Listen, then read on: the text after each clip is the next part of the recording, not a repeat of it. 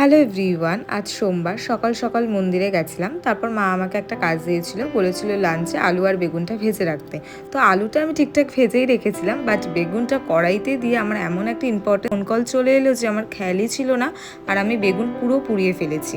আমার এতটা খারাপ লাগছিল যে বাবা আমার জন্য বেগুন ভাজা খেতে পারলো না। আমার তো পুরো মুড অফ হয়ে গিয়েছিল। যাই হোক, তারপর লাঞ্চটা করে নিই। লাঞ্চ করার পর পর্ণা ফোন করলো আর বললো যে বিকেলে ফাঁকা আছিস, তাহলে বেরোবো। তা আমি ভাবলাম যে আমিও বিকেলে ফাঁকা আছি, তো বেরোনোই যাক।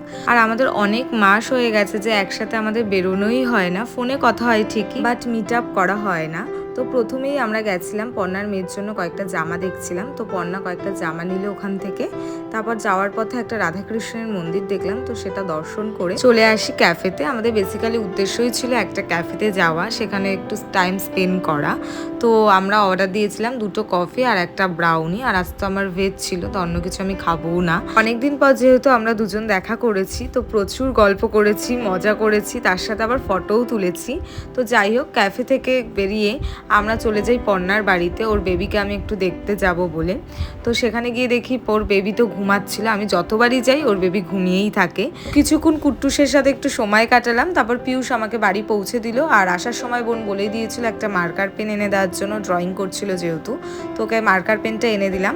তো রাতে তারপর ডিনারটা কমপ্লিট করে নিই। তো এই ব্লগটাকে এখানেই এন্ড করছি। So by.